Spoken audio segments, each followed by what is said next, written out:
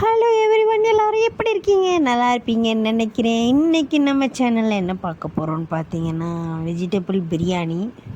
தினமும் சாம்பார், புளிக்குழம்பு, ரசம், பொரியல் இது மாதிரி வச்சு வச்சு வச்சு போர் ஆகி போயிடுச்சு.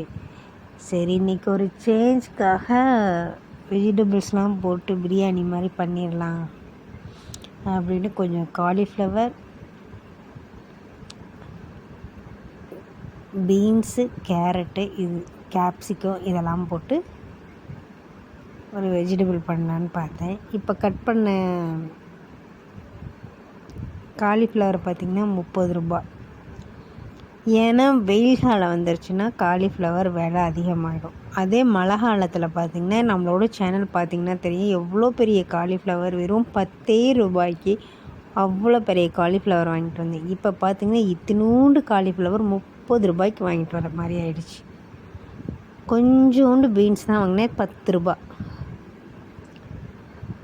அதுக்கப்புறம் கேரட் வாங்கினேன், ஒரு 2 கேரட்டு 10 ரூபாய்க்கு வாங்கினேன். இருந்தது தெரியாமல் திருப்பியும் கேரட் வாங்கிட்டு வந்துட்டேன். சரி, அதுக்கப்புறம் கொஞ்சம் கேப்சிகம் போடலான்னு கேப்சிகம் போட்டேன். உருளைக்கிழங்கு வறுவலாக வச்சுக்கலாம் அப்படின்னு பார்த்தா, அப்படின்னு நினச்சி தான் நான் இதில் சாப்பாட்டில் உருளைக்கிழங்கு சேர்க்கலை. ஆனால் உருளைக்கிழங்கு பொரியலும் பண்ணலை. அதுக்கப்புறம் வெங்காயம், தக்காளி எப்போதும் போல் கட் பண்ணி வச்சு அரிசியை வேக வச்சாச்சு, ஊற வச்சாச்சு. கழுவி வெங்காயத்தை சின்ன சின்னதாக கட் பண்ணி வச்சாச்சு. 2 வெங்காயம் கட் பண்ணேன். அதில் ஒரு வெங்காயம் வந்து அரைச்சி வெங்காயம் தக்காளி வந்து அரைச்சி எடுத்துகிட்டு வரேன். இன்னொரு வெங்காயம் தக்காளி வந்து எண்ணெயில் நல்லா வணங்குறதுக்காக. ஸோ 2 வெங்காயம் 2 தக்காளி. அதில் ஒரு தக்காளி எண்ணெயில் வணக்க, ஒரு தக்காளி அரைச்சி வச்சுக்கலான்னு. அந்த வெங்காயம் தக்காளி அரைக்கும் போதே கூட கொஞ்சம் பூண்டும் இஞ்சி சேர்த்துக்கிட்டேன். இஞ்சி பூண்டு விழுதுக்கு பதிலாக இஞ்சி பூண்டு சேர்த்து கொஞ்சம் வெங்காயம், கொஞ்சம் தக்காளி, அதுக்கப்புறம் அதோட பட்டை, சோம்பு, கிராம்பு இருக்குது பார்த்திங்களா, அது கொஞ்சம் சேர்த்துக்கிட்டேன். இதெல்லாமே சேர்த்து ஒரு அரைச்சி எடுத்து வச்சுக்கலாம். அதுக்கப்புறம் கொத்தமல்லியும் கருவேப்பிலையும் கட் பண்ணி வச்சுக்கிட்டேன். பார்த்திங்கன்னா கடாயை கழுவி வச்சாச்சு. கொஞ்சம் எண்ணெய் ஊற்றி பட்டை, சோம்பு, கிராம்பு அதில் அரைச்சி வச்சுருக்கோம் கொஞ்சம். ஆனால் இதுக்கும் கொஞ்சம் தாளிக்கிறதுக்காக கொஞ்சம் போட்டு, கொஞ்சம் வெங்காயம் நீல வாக்கில் வெட்டின வெங்காயம் நல்லா எண்ணெயில் வணங்க வச்சிடணும். வணக்கிட்டு தக்காளி இருந்துச்சுல, தக்காளி, கொத்தமல்லி, கருவேப்பிலையை வணக்கணும். அது வணங்கினதுக்கப்புறம்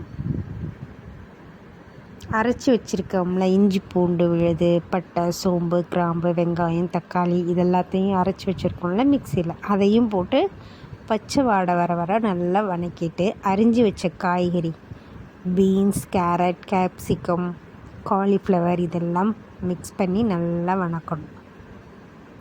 கொஞ்சம் உப்பு, மிளகாத்தூள், மல்லித்தூள், மஞ்சள்தூள், கரம் மசாலா சேர்த்துக்கணும். அப்போ தான் காயோட அந்த டேஸ்ட் கிடைக்கும். இல்லைன்னா காய் சாப்பிடும்போது சப்புன்னு இருக்கும். கரம் மசாலா சேர்த்தாச்சு.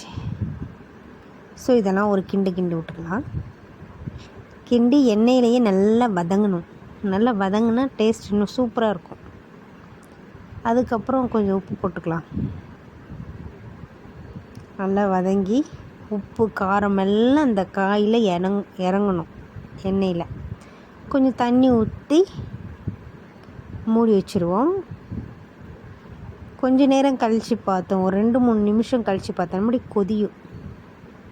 கொதியும் போது அரிசி கழுவி வச்சுருக்கோம்ல, அந்த அரிசி அள்ளி போட்டுற வேண்டியதான். அதுக்கப்புறம் போல் ஒரு 3 விசில் இல்லை 2 விசில். ஒரு சிலர் பாஸ்மதி ரைஸுக்கு வந்து 2 விசில் 1 விசில் கூட வருவாங்க. இது normal Sona Masoori rice. So நான் ஒரு 3 விசில் விட்டேன். இந்த மாதிரி இருக்கணும். ரெடி ஆயிடுச்சு. ஒரு 3 விசில் விட்டுட்டு எடுத்து பார்த்துருவோம். எடுத்து பார்த்தா இந்த மாதிரி இருந்தது. So biryani ready. செம்மையாக இருந்துச்சு இன்னைக்கு லன்ச். இதோடு கொஞ்சம் கர்டு ஊற்றி